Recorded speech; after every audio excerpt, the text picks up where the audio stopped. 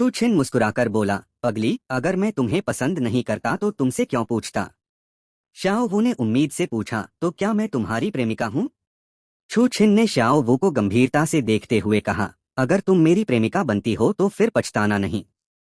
श्याओ वू ने शर्माते हुए उत्तर दिया, तो मैं इस बारे में सोचूंगी। इतना कहकर वह तेजी से स्नानघर में भाग गई। छू छिन ने उसके जाते हुए पीछे की ओर देखकर बेबसी से मुस्कुराते हुए कहा, अभी भी सोचोगी? स्नानघर के भीतर श्याओ वो सोच में पड़ गई। मेरी माँ को कभी इंसानों ने मार डाला था, फिर मैं इंसान को क्यों पसंद कर रही हूँ? इसके बाद उसने सोचा कि छू छिन बाकी लोगों से अलग है। आखिरकार उसने अपने दिल की भावना को समझ लिया। हाँ, मुझे वही पसंद है। श्याओ वो नहाकर स्नानघर से बाहर निकली तो उसने देखा कि छू छिन कमरे में नहीं था। जब वह उलझन में थी तभी छू छिन दरवाजा खोलकर वापस आया। उसने एक हाथ पीछे छिपा रखा था और रहस्यमय ढंग से कहा, अनुमान लगाओ मैं क्या लाया हूँ? श्याओ वू ने उत्सुकता से पूछा। छू छिन ने धीरे धीरे एक खास तरह के फूलों का गुच्छा निकाला। छू छिन द्वारा दिया गया गाजर का फूल देखकर श्याओ वू खुशी से बोली, तुम्हें कैसे पता कि मुझे गाजर खाना पसंद है? छू छिन मुस्कुराकर समझाने लगा, क्योंकि उसकी 5 आत्माओं में कोमल अस्थि मोहक मृदा आत्मा है और 5 आत्माएं ग्रहण करने को प्रभावित करती हैं। यह सुनकर श्याओ वू ने राहत की सांस ली और खुश हुई कि छू छिन ने ऐसा नहीं किया था। श्याओ वू थोड़ी देर के लिए ठिठकी और फिर आज्ञाकारी रूप से सिर हिला दिया, क्योंकि उसके दिल में केवल सबसे महत्वपूर्ण व्यक्ति ही उसके बाल संवार सकता था। मैंने एक साधारण कंघी से श्याओ वू का डर पूरी तरह खत्म कर दिया था।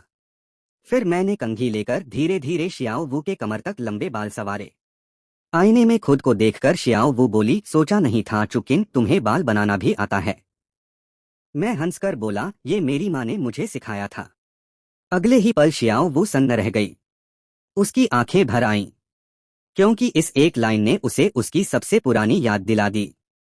श्याओ वू के भाव बदलते देख मैं तुरंत समझ गया कि मेरी बात ने उसके दिल का घाव छू लिया है। मैंने धीरे से पूछा, श्याओ वू क्या हुआ? वह धीमी आवाज में बोली, मुझे माँ की याद आ गई। पहले वही मेरे बाल बनाती थीं, पर अब वो नहीं रहीं। दुखी श्याओ वू के आंसू मैंने अपने हाथ से पोंछे। मैंने उसे गले लगा लिया। श्याओ वू ने भी सिर हिलाया और मुझे कसकर पकड़ लिया। चूकिन मुझे तुम पसंद हो।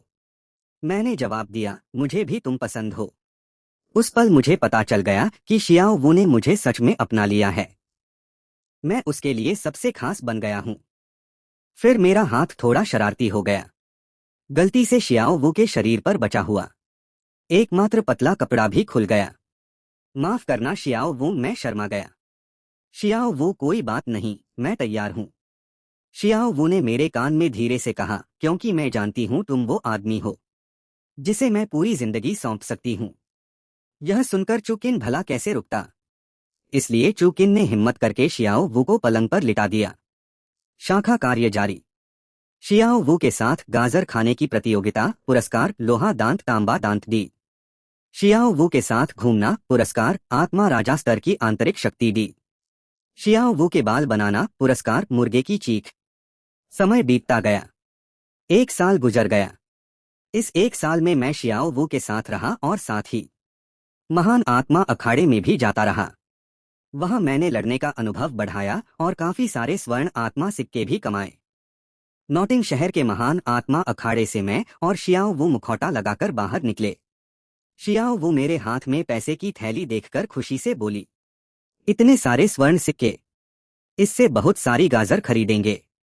मैं हंस पड़ा, तुम्हें तो बस खाना ही सूझता है, कहीं मोटी खरगोश न बन जाना। श्याओ वू, खरगोश मोटे नहीं होते। मैं प्यार से अगर हो भी गई तो क्या? तुम्हें कोई न चाहे, मैं तो चाहूंगा। यह सुनकर श्याओ वू के चेहरे पर खुशी आ गई। तभी हम एक सुनसान गली से गुजरे। अचानक 2 काली आकृतियां सामने आ गईं। 2 काले कपड़ों वाले अधेड़ आदमी बोले, अगर जान प्यारी है तो सारे स्वर्ण सिक्के दे दो। बात खत्म होते ही दोनों के 5-5 आत्मा चक्र जल उठे। दोनों आत्मा राजा थे। श्याओ वू गंभीर हो गई, 2 आत्मा राजा। पर मैं बिल्कुल नहीं घबराया। 2 आत्मा राजा लूटने आए हैं, मजा आएगा। अगले पल मेरे हाथ में काला लंबा भाला आ गया। दो पीले, दो बैंगनी, एक काला, 5 आत्मा चक्र एक साथ प्रकट हुए। शक्तिशाली आत्मा राजा का दबाव देखकर दोनों के चेहरे उड़ गए। मैंने मीशेन भाला पकड़ा और पहला वार किया। हेतु 7 भाला, पीली नदी का उल्टा बहाव। भाला बिजली की तरह दोनों पर टूटा। दोनों ने अपनी शक्ति से रोकने की कोशिश की, पर एक धमाके के साथ उनकी रक्षा टूट गई और दोनों जमीन पर गिर पड़े।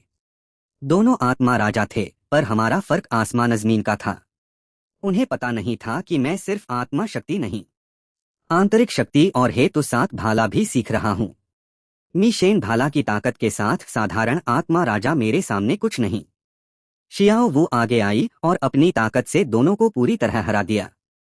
फिर मेरे पास आकर डरते हुए बोली, चुकिन, क्या वो मर गए?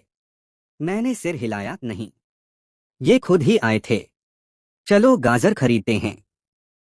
कुछ देर बाद नॉटिंग अकादमी, सूरज झील के किनारे। शियाओ वो पैर पानी में डुबोकर खुशी से गाजर खा रही थी। 1 साल से साथ रहने वाली शियाओ वो को देखकर मेरा मन भर आया। तभी दिमाग में सिस्टम की आवाज आई, देवी प्रणाली, नया कार्य जारी। _7 रत्न जंगल जाकर निंगरोंगरों को दूसरा आत्मा चक्र दिलाने में मदद करो। पुरस्कार, निंगरोंगरों 100% स्नेह, 2 स्तर की आत्मा शक्ति की गोली, 1 उपाधि, दौलवो अनुचर। इनाम सुनकर मेरी आंखें चमक गईं। आत्मा शक्ति की गोली से ताकत बढ़ेगी और उपाधि दौलवो अनुचर मेरे भविष्य को आसान करेगा। पिछली गोली मैं पहले ही खा चुका था। मैंने बगल में बैठी शियाओ वू को देखा और मन में फैसला किया, 7 रत्न जंगल जाना ही होगा। सिर्फ निंगरोंगरों को दूसरा चक्र दिलाने के लिए नहीं, बल्कि श्लेक अकादमी में जाने की तैयारी के लिए भी। वहां निंगरोंगरों, झूझूकिंग जैसे नए साथी मिलेंगे। दौलुओ दालू की कहानी अभी शुरू ही हुई है। मेरी गाथा अब शुरू होगी। पर जाने से पहले मुझे नॉटिंग अकादमी से कुछ समय के लिए जाना होगा। सूरज झील पर मैंने शियाओ वू से कहा, शियाओ वू, मुझे कुछ काम से जाना है। शियाओ वू तुरंत घबरा गई, कहा, मुझे भी ले चलो। उसकी आंखों का दर्द देखकर मेरा दिल पिघल गया। मैंने मना किया, नहीं, तुम्हें जल्द ही स्नातक परीक्षा देनी है। पास करोगी तभी उन्नत आत्मा अकादमी में जा पाओगी। शियाओ वो उदास होकर मान गई, ठीक है। मैंने उसके मुलायम बाल सहलाए, चिंता मत करो, मैं जल्दी लौट आऊंगा। यह सब दूर खड़ा एक व्यक्ति चुपचाप देख रहा था। वह तांग सान था। 1 साल से वह कभी कभी चुपके से शियाओ वू को देखने आता था। 4 साल साथ रहने के बाद वो रिश्ता आसानी से भुलाया नहीं जा सकता। पर उसकी नीयत खराब नहीं थी, वरना मैं उसे पहले ही रोक देता। जाने से पहले शियाओ वो मेरे कान में धीरे से कुछ बोली। यह सुनकर मैं भी शर्मा गया। 1 घंटे बाद हम छात्रावास से निकले। मैं कैसा लगा? शियाओ वो खुशी से, बहुत अच्छा, इससे बेहतर कुछ नहीं। पर मेरे जाने की बात से वो फिर उदास हो गई।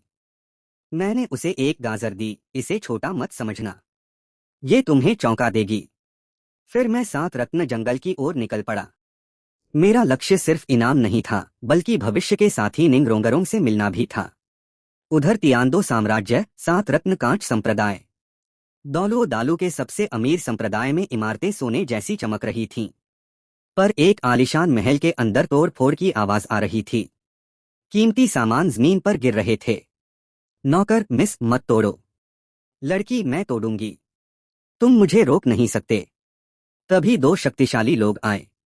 काले कवच वाला हड्डी दौलुओ गुरोंग, सफेद बाल वाला तलवार दौलुओ चेनशिन। दोनों संप्रदाय के रक्षक दौलुओ। हड्डी दौलुओ इतना सामान तोड़ दिया, तलवार दौलुओ आत्मा पशु तैयार नहीं किया। नौकर, मिस को वो आत्मा पशु पसंद नहीं आए, बहुत बदसूरत थे। दोनों दौलुओ परेशान। तलवार दौलुओ रोंगरोंग, गुस्सा मत करो, दादाजी तुम्हारे लिए सुंदर वाला ढूंढ देंगे। अंदर से आवाज आई, नहीं चाहिए, मैं खुद आत्मा चक्र लूंगी।